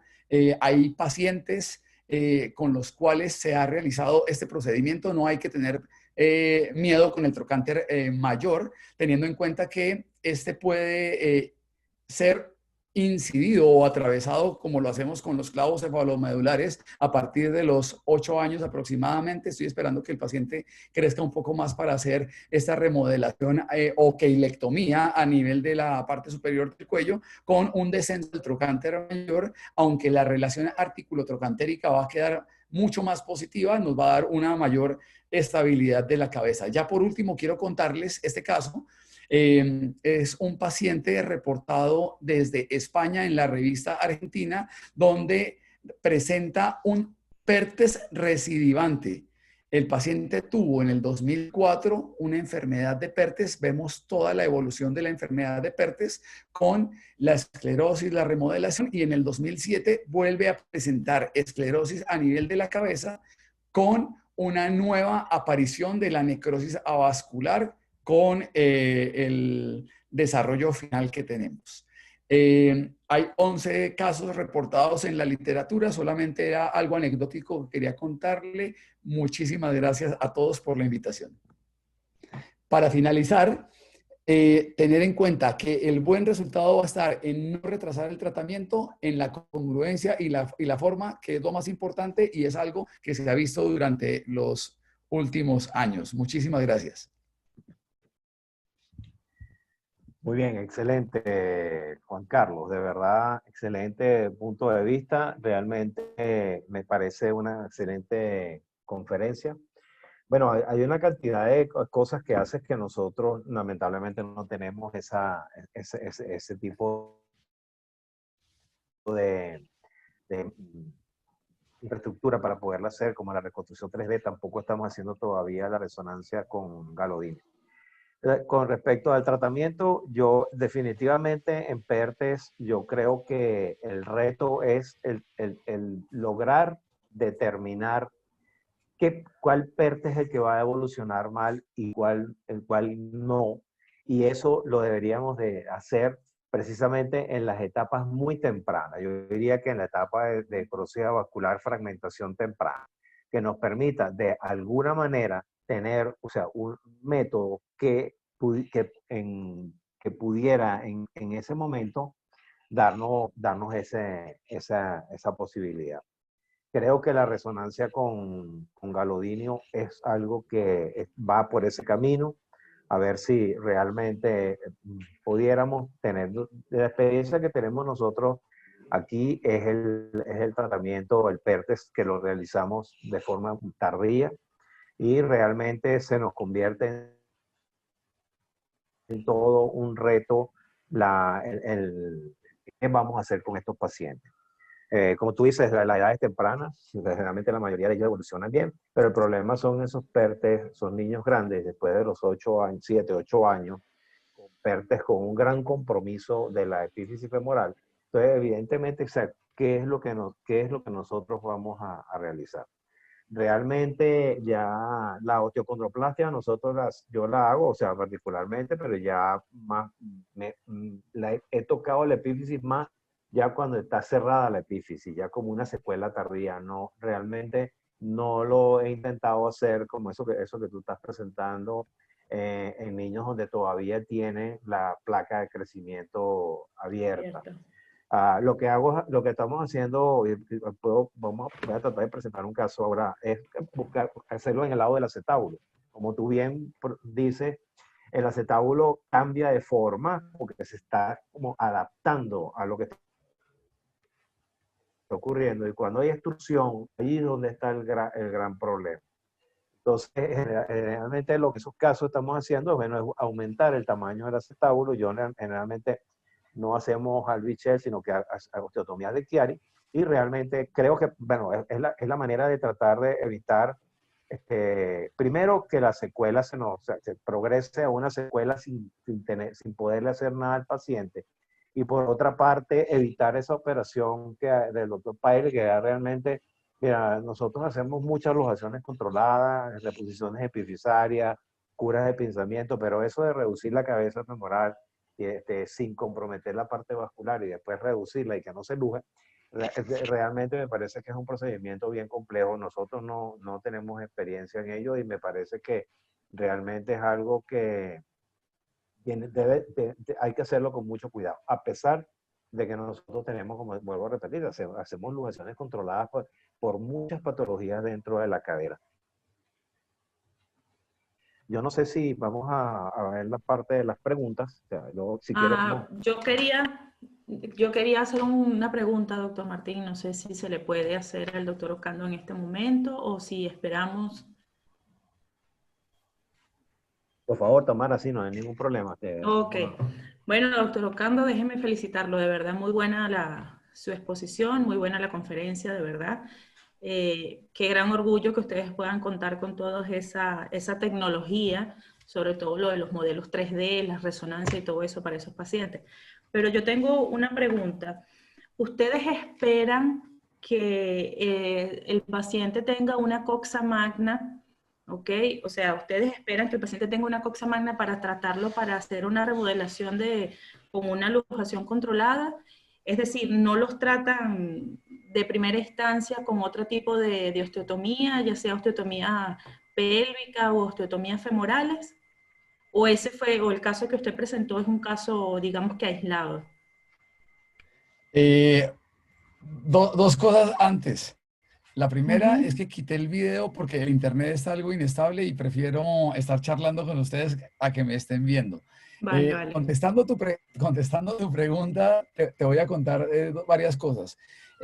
La enfermedad de Perte tiene muchos matices, como todos sabemos, y como tú bien lo dijiste, es la enfermedad de los 100 años, porque realmente no sabemos qué hacer con estos pacientes y realmente el tratamiento a la carta es lo que hoy por hoy hemos ido viendo que realizamos con estos pacientes. Ahora, yo creo que lo que tenemos, lo ideal sería que nos llegara un paciente como el que yo les mostré, donde vemos todas las etapas, donde el paciente empieza con solamente el dolor, pero tú no sabes si es una enfermedad de Pertes o simplemente una sinovitis, y después vas a ver la esclerosis.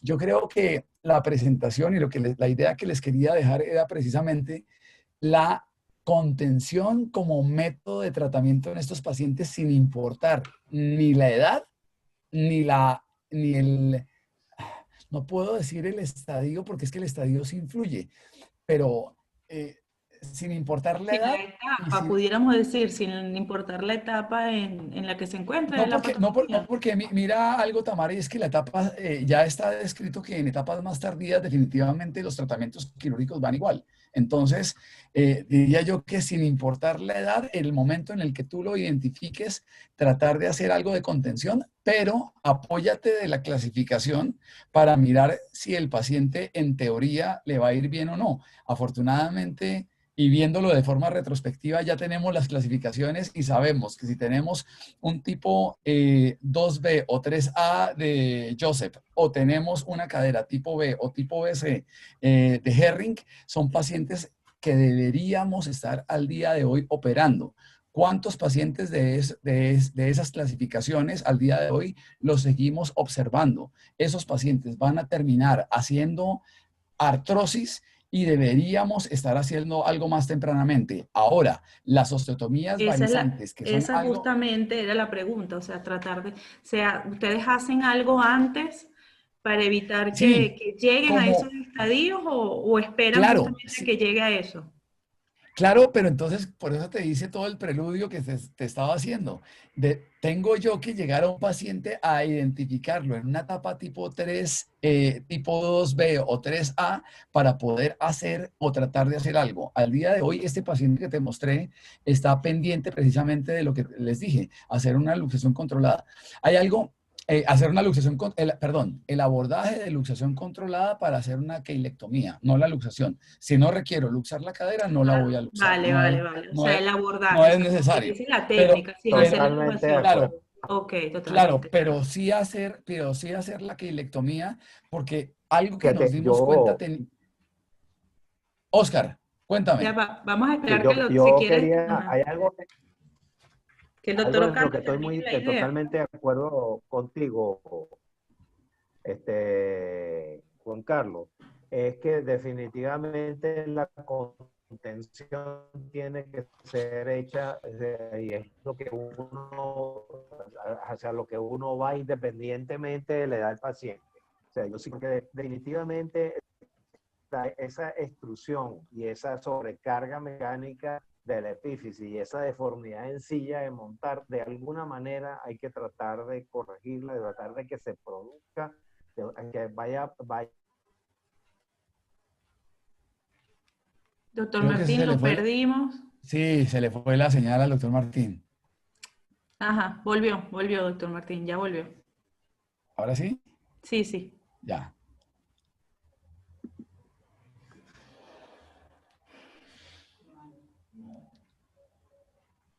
No se escucha, doctor Martín, no se oye. El micrófono está apagado, No Oscar. se oye.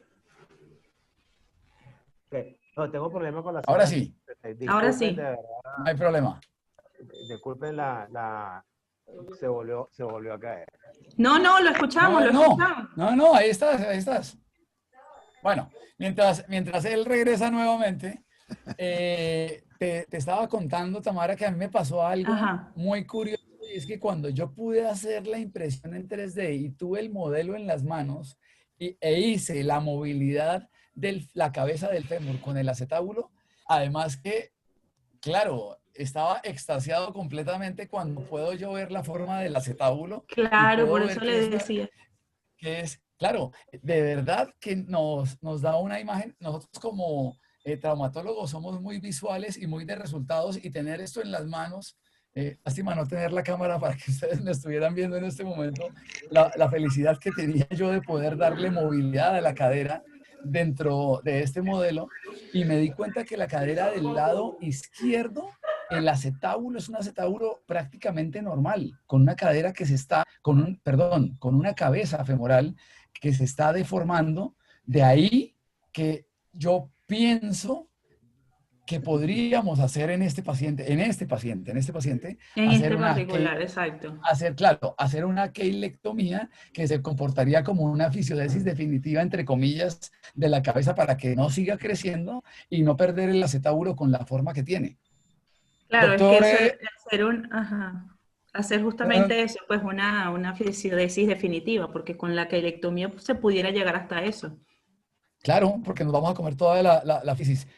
Oscar, te Exacto. escuchamos. Estoy en la computadora del doctor Nicolás Garcés porque la mía se tiró 3, pues se le cayó la señal. Está bien. Entonces, fíjate, nosotros, fíjate tú, Juan Carlos, cuando nosotros vemos esos pacientes, tú ves que, sobre todo ya, vuelvo a repetirte, yo lamentablemente a nosotros nos llegan mucho en fases tardías. Tú ves los cambios reactivos que va teniendo el acetábulo. El acetábulo se va como buscando cambiar la forma, allanando y haciendo más grande, como buscando, tratando de compensar la extrusión que está ocurriendo. En base a eso, por eso es que yo te decía que yo sí definitivamente creo que la contención debe ser la regla. Yo creo que, o sea, es fundamental en etapas en niños más jóvenes, yo considero que el tratamiento es contención, pero también trata de mantener movilidad, de conservar movilidad, cosa que no es fácil porque es más dependiente de la patología que de realmente de lo que tú le puedas hacer a ese paciente. Y es por eso ahí donde nosotros a veces nos obliga a trabajar con tanta precocidad. Yo me cuestiono a veces si estoy tratando pacientes que realmente van a evolucionar bien, pero le estoy haciendo osteotomía y a lo mejor lo que voy a decir va a caer como una bomba, pero yo prefiero operar a ese paciente porque estoy seguro que estoy operando a algunos que van a evolucionar mal, porque no tengo todos los parámetros en un momento determinado me puedan determinar a mí cuál va a evolucionar mal y cuál va a evolucionar bien. Por eso que yo creo que tenemos que seguir buscando. Creo que la resonancia con galodinio es una de las opciones que nos puede ayudar a eso, para tratar de buscar, o sea, el reto que tenemos en PERTE es hacer el tratamiento de la forma más precoz posible en pacientes que realmente van a evolucionar más. Ese es el reto y de alguna manera tenemos que buscar que simplemente podamos determinar qué paciente va a evolucionar mal y cuál no va a evolucionar mal. Entonces, yo, ese paciente que tú tienes allí, que presentaste, oye, eso con la reconstrucción que haces es una maravilla realmente. La verdad es que es excelente. Nosotros, ese tipo de pacientes, como te digo, yo no utilizamos luxación controlada en etapa tan temprana, sino que buscamos más bien es la forma de aumentar el tamaño del acetábulo y cubrir lo que se está extruyendo, porque en el reborde acetabular con esa extrusión es que está haciendo la deformidad, esa deformidad que tú pones allí, que se llama la deformidad característica en silla de montar. Entonces la idea es, bueno, cubrirlo de tal manera de que va a hacer una coxa magna, es verdad, pero la idea es buscar una cabeza esférica. Y definitivamente, si yo con eso obtengo un resultado dentro de la clasificación de Sturber, que me llegue a 3, yo me voy a sentir muy contento con ese resultado en ese paciente que definitivamente me iba a evolucionar mal. En este paciente en especial, nuestro equipo dentro del hospital lo pensamos como si fuera un pinzamiento femoroacetabular y por eso no atacamos el techo, sino vamos a la cabeza, porque la causa, uno siempre debe tratar, digamos, de alguna forma la causa y es lo que nosotros tratamos de hacer. No estamos dando la solución a la enfermedad de Perthes, simplemente a este paciente. Ahora, yo no le he hecho la osteocondroplastia, no lo he hecho en pacientes con epífisis abierta todavía. Ya. Aquí Pero la idea es precisamente como lo comentaba hace un rato, es hacer una epifisiodesis definitiva, porque igualmente sabemos o hemos visto que esta alteración va a estar dada en la parte superior, externa, tanto anterior y posterior. Entonces, incluso hay un estudio chino donde hacen fisiodesis con tornillos a la cabeza dirigidos a la parte superior desde la parte lateral de la cortical lateral. Entonces, digamos que nuevamente no estamos dando la piedra de Rosetta, pero es una solución ahora, una cosa, para los pacientes. Claro, una cosa. Señor. Esos pacientes, porque ahí ese paciente que tú presentas tiene una muy buena movilidad. Ahora te voy a presentar el caso, por ejemplo, del mismo paciente con una limitación severa de movilidad, que tiene restringido, tiene movilidad porque ya hay una deformidad allí. Entonces, ¿qué hacer? ¿Ustedes qué hacen allí? La osteocondroplastia para eliminar el pinzamiento tipo CAN. Y estoy de acuerdo contigo en eso que tú dices, que en el pinzamiento tipo CAN no hace falta lugar la cadera. En un pensamiento tipo CAN es totalmente innecesario la luxación de la cadera para hacerlo. Ahora, el problema es que la artroscopia no nos soluciona la parte posterior.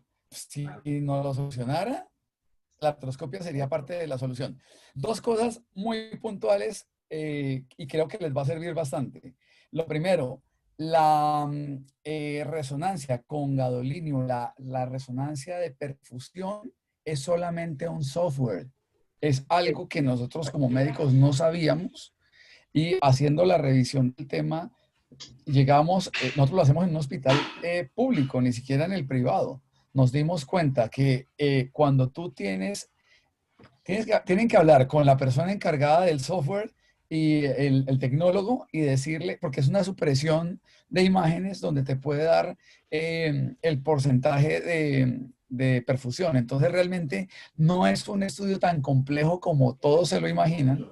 Es simplemente decirle al tecnólogo, oiga, necesitamos hacer esto. Ustedes hablan con el radiólogo y el radiólogo lo pide y lo lee. Y el radiólogo de nuestra institución estaba feliz que le diéramos un examen nuevo porque él no sabía que lo podía hacer y nosotros fuimos quienes le dimos la opción y es lo que hoy por hoy se está haciendo. Primera idea. Segunda idea.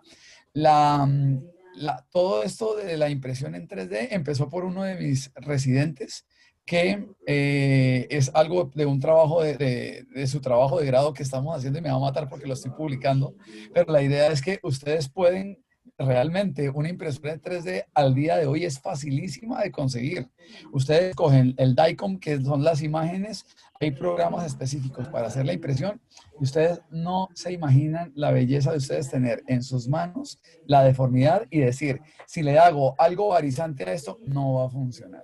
porque la cabeza no es concéntrica y además tiene una forma que es diferente al techo, y si ustedes la pueden modelar, por eso nos fuimos por esa línea. No sabemos si lo estamos haciendo bien, pero lo estamos intentando.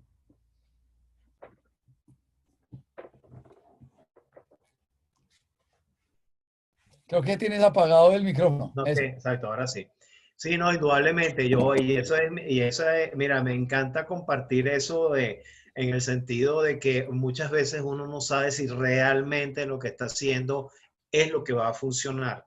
Pero como tú dices, me gusta mucho esa expresión de aquí hay que trabajar a la carta, pero eso sí, con un sentido, o sea, con una base teórica, lógica. No inventar así al tuntún como uno ve tantas cosas que nos llegan al hospital, ¿no? Aquí es con un basamiento teórico que realmente por lo menos le dé pie, le dé piso al tratamiento que estamos haciendo. Ok. Dale. El doctor Garcés quiere... No, quería hacer una pequeña acotación al problema del tratamiento, ¿no? Y es el hecho de que nosotros muchas veces estamos siguiendo un principio que no es 100% seguro, el principio de la restricción o de la contención. Porque ese principio de la jarea y el molde y la cosa, en primer lugar, muchas veces nosotros hacemos un tratamiento y resulta que para el acetábulo supuestamente no sufre el proceso de necrosis ni el proceso de la necrosis, de la isquemia. Lo que sufre es la cabeza femoral. Entonces, metemos la cabeza femoral dentro del acetábulo para que el acetábulo le dé forma, siguiendo ese principio de contención. Pero resulta que muchas veces la cosa resulta al revés, que la deformidad de la cabeza es la que le va a dar la forma al acetábulo. Entonces, ese principio de contención no es 100% seguro. Y eso es lo que tenemos hasta ahora y es lo que seguimos, el principio de la contención. Por otro lado, también se sabe que el acetábulo es una hemiesfera, o sea, 50% de una esfera. Y la cabeza femoral es un 75%, o sea que hay un porcentaje que no está cubierto. O sea que la contención tampoco va a ser completa en el mejor de los casos. Hay otra cosa, la pelotica de lado que nos enseñaste, ¿no? Que tiene arriba una presión y abajo un reborde. Hay que recordarse también que la hipertrofia cartilaginosa es más que todo a nivel de la zona pericondral de la croix. Ahí es donde está la mayor hipertrofia y por eso forma ese reborde de la lado.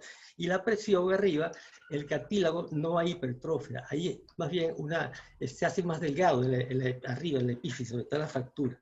Entonces, esas son cosas que me llaman la atención de que el colapso es simplemente porque hay una necrosis, desaparece el hueso y baja.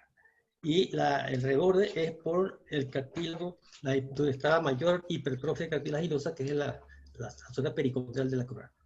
De resto, por eso, seguimos un principio que no es 100% seguro de la contención. Y desgraciadamente, todo lo que digamos en PERTE no estamos 100% seguros de lo que estamos haciendo. Y eso va a ser... ¿ah? Y entonces esto va a hacer que, como dice el doctor Cátedra, que yo tuve, gracias a Dios, el privilegio de estar con él 1 año y medio en Londres, junto con el doctor Lloyd Robert también. Ellos dice que estos problemas, estas discusiones, las vamos a tener hasta que no se descubra la causa de la isquemia. Entonces, mientras tanto, el PERTE seguirá siendo la patología más controversial y donde lo que estamos diciendo hoy, mañana nos vamos a reír lo que estamos diciendo hoy. Pues, eso es lo que... Perfecto. Juan Carlos, tengo una pregunta aquí para ti. Señor. Que habla de que si independientemente, ya yo te lo había mencionado, la parte de independientemente de la movilidad de la cadera, haces la intervención. O sea, Sí, ajá. sí, y la razón es que la cadera se está subluxando. Nosotros vemos un aumento, en ese paciente que mostré, vemos un aumento del espacio medial. El paciente, además, si nos regimos a las clasificaciones, el paciente va a terminar en artrosis. Entonces, muchas veces, y también lo mostré, y eso nuevamente no es idea mía, sino está descrito por el doctor Benjamin Joseph Él dice, si usted tiene las caderas que usted debe intervenir son las caderas tipo 2B o 3A, en las cuales usted puede hacerles algo. Si usted las deja continuar en el tiempo, esa cadera va a ser una cadera perdida. Entonces, uno muchas veces, ahora, la pregunta va a si es sintomático o no es sintomático. Claro, si el paciente es asintomático, pero tiene una clasificación baja, probablemente no le haga nada. Pero si el paciente es asintomático en este momento, se va a volver sintomático en el tiempo. Entonces, lo que yo debería hacer o lo que estamos haciendo es lo que es la última imagen que les mostré de la presentación. No nos conformemos con esperar a ver cómo le va a los pacientes, sino de pronto, si seguimos haciendo lo que estamos haciendo, probablemente nos va a ir igual a lo que hemos ido viendo, que es que los pacientes terminan en osteotomías varizantes y probablemente con procedimientos en los cuales van a terminar en artrosis en algún momento. Esto es simplemente una idea como decía el doctor Nicolás hace un momento, no es que la contención sea la panacea al día de hoy, porque realmente eso sería poder llegar a ver cómo es la vascularización o cuál es la alteración de la vascularización, sino que realmente es lo único que tenemos al día de hoy que hemos visto que ha tenido buenos resultados. Entonces, independientemente del síntoma, yo sí lo opero. Sí, bueno, nosotros, en eso nosotros trabajamos más del lado del acetábulo en esos pacientes que del lado del fémur, sobre todo en esos pacientes como el caso que tú presentaste, que tiene deformidad, que tiene ya la deformidad en silla de montar y que tú sabes que va a evolucionar mal, lo que yo hago es aumento el tamaño del acetábulo, o sea, lo cubro esa deformidad. ¿Con qué objeto? Buscando quitar primero cubrir la extrusión, que la cubra el acetábulo y remodele entonces dentro de un molde ahora acetabular más grande. No lo hago del lado del fémur en pacientes todavía con placa de crecimiento abierta y bueno, que tienen cierto poder de remodelación.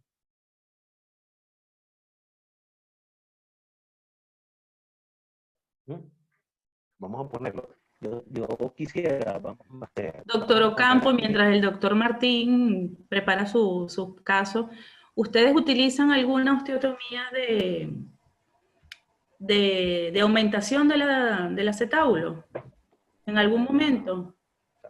Ya está. Definitivamente.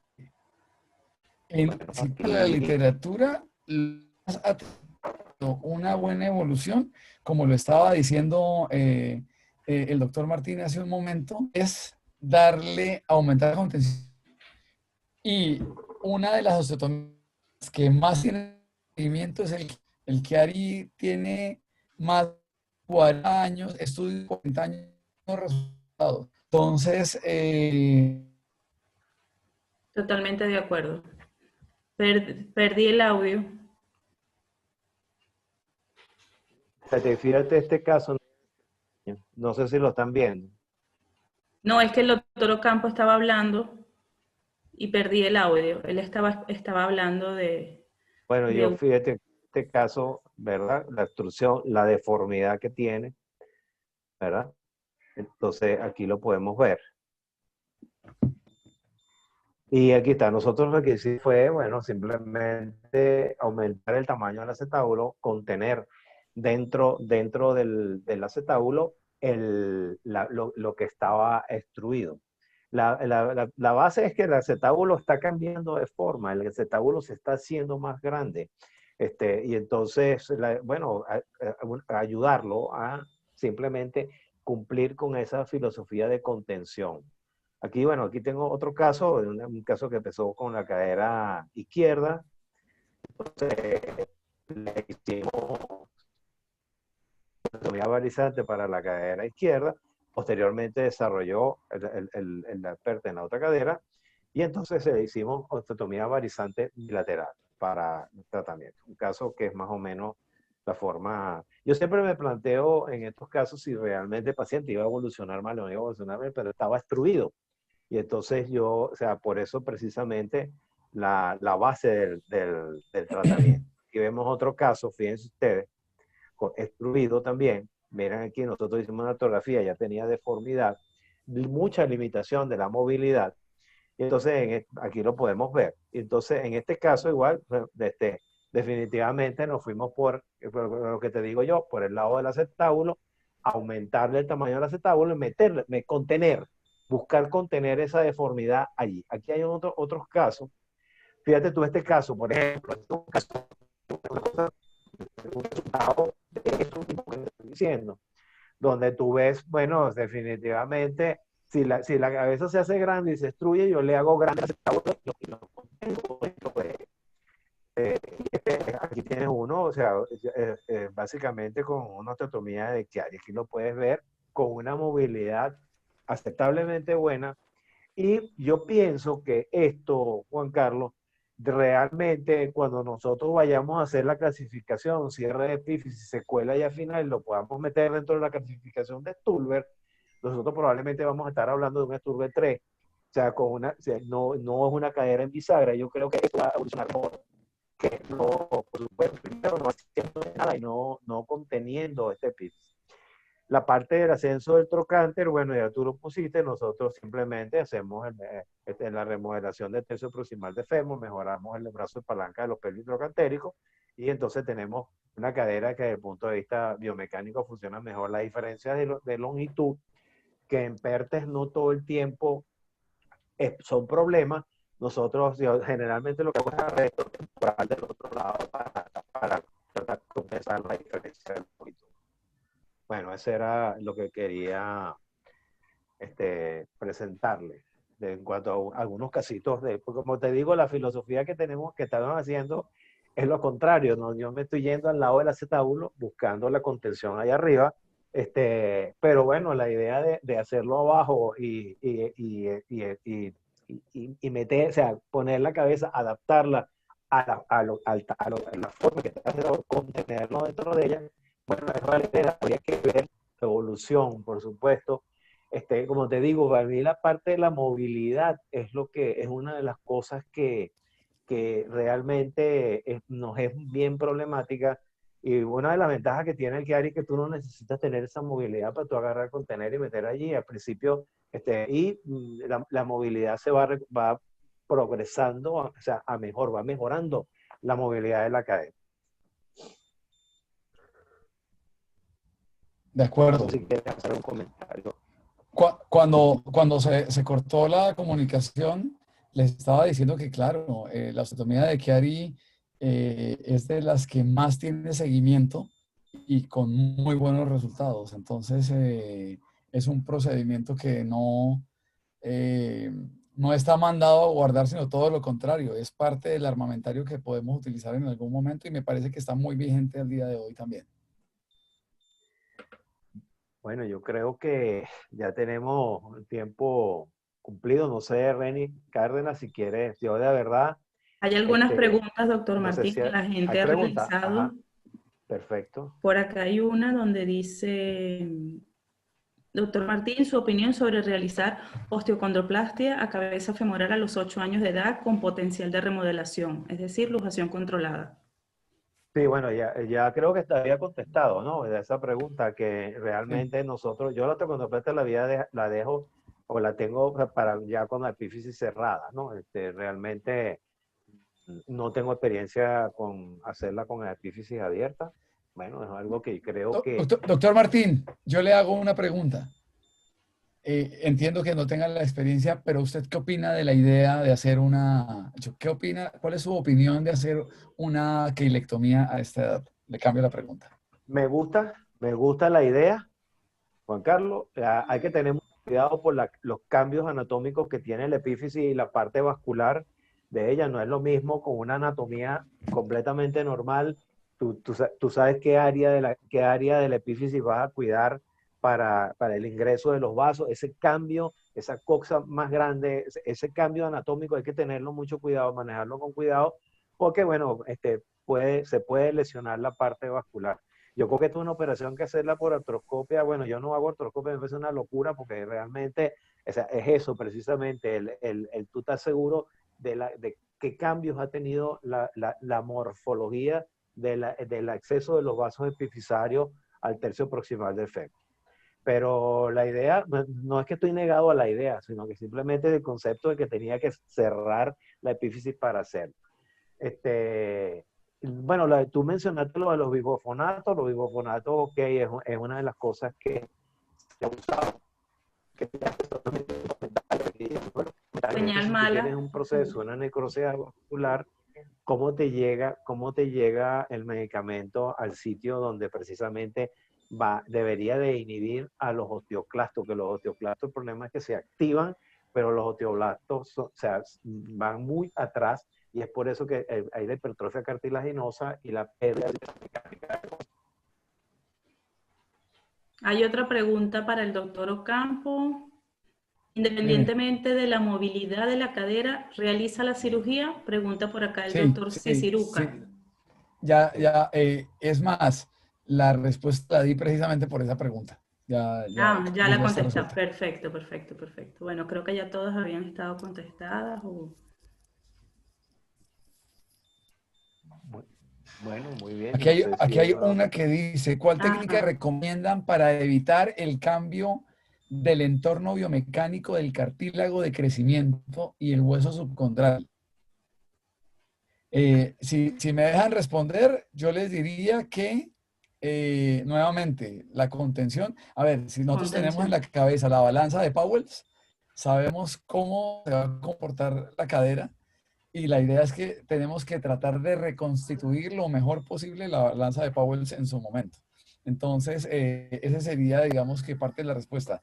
Y después dice, y el proceso de revascularización y reosificación de la lesión necrótica. Nuevamente, yo creo que esa es de las preguntas que no podemos contestar porque que no se saben aún. Si se supiera cómo, exacto, es la... Claro. Sería Gracias, lo ideal. Cuando la tengan, me cuentan. Porque yo no igual Ahora, por acá. Es correcto. Madre naturaleza. Claro, hay otra que me están preguntando a mí, dice, buenos días.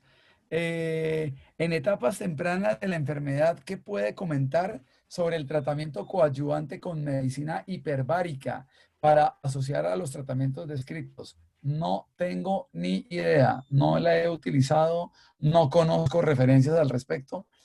Considero, igual que todo el grupo de panelistas, que el problema de la vascularización es otro que no hemos podido solucionar, pero no estoy tan seguro que sea por el lado de la oxigenación de este tipo para poderlo solucionar.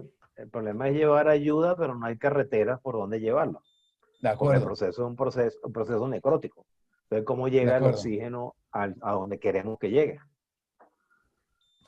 No sé, más preguntas. ¿Alguien más tiene algún comentario? Opinión actual sobre el uso de ortesis en edades tempranas. Levanto la mano. Depende de la edad. Se supone. Estoy contando lo que dice la literatura.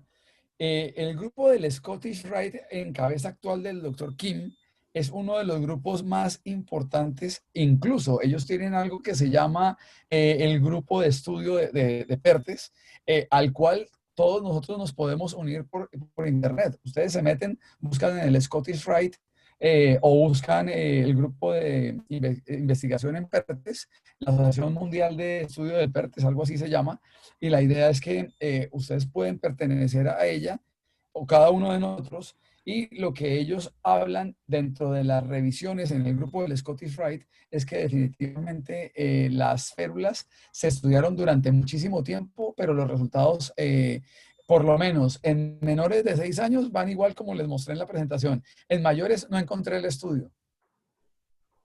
Lo busqué. Sí, no, bueno, en mi opinión, nosotros no usamos... Sí, el doctor Garcés. Vale. ¿Aló? En el año 79 y 80, que estuve ya con Catherine y con Lloyd Robert, ellos habían eliminado todas esas descargas isquiáticas, esos aparatos, esas férulas y esas cosas. Claro, de una forma conservadora están buscando también el principio de la contención. Rotación interna y abducción se centra mejor la cabeza del fémur dentro del acetauro. Pero nosotros vimos un caso sin radiografía, Y esa descarga isquiática que hacía el Tallán y ese tipo de aparatos, en lugar de centrar mejor, lo que hacía era que tendían a sublujar la cabeza femoral, porque no hacía un verdadero apoyo isquiático, sino en la parte interna del muslo, y lo que tendía era a sacar la cabeza fuera del acetábulo. Por eso nosotros no usamos, creo yo no he pasado, tengo años que yo no uso un aparato de eso de descarga isquiática de ningún tipo. Scotirrat, Tallán, Toronto, toda esa broma se descartó. Por lo menos los ingleses no creo que lo estén usando, porque en ese año, los 80, ya estaban descartando eso. Nosotros lo que tenemos algunos guindados en la pared del consultorio como recuerdo, pero no lo usamos. Bueno, doctor García, yo le digo, no sé hasta qué punto, con las condiciones que estamos viviendo en Venezuela, si tengamos que volver a los aparatos. ¿Aló? ¿Me escuchan? Sí, te escuchamos, te escuchamos. Se me fue la señal por un momento. Está bien. Me perdí. Yo creo que la señal está en over. Creo que nos podemos quedar todo el día hablando del tema, pero el doctor Cárdenas Sí. le va a poner orden a la reunión. Va a decir, ya cállense, ya hablaron mucho. Bueno, de verdad, yo creo que ya hasta ahorita, de verdad, excelente. Yo me siento muy honrado de que nos hayan acompañado esto. Creo que esperemos que haya llenado las expectativas de todas las personas que se conectaron con nosotros. Y bueno, mira, una vez más, Juan Carlos, agradecerte de verdad infinitamente tu gran amabilidad, tu tiempo, tu dedicación para compartir estos momentos con nosotros.